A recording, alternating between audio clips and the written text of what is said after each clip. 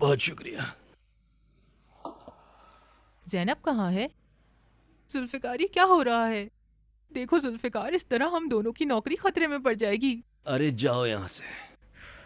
अब मैं तुम्हें क्या बोलूं? कहाँ जाऊं मैं? जुल्फ़िकार चाचा, जुल्फ़िकार चाचा। हाँ काशिफ, क्या हुआ बेटा? चुप रहो। तुम क्यों चीख रहे हो?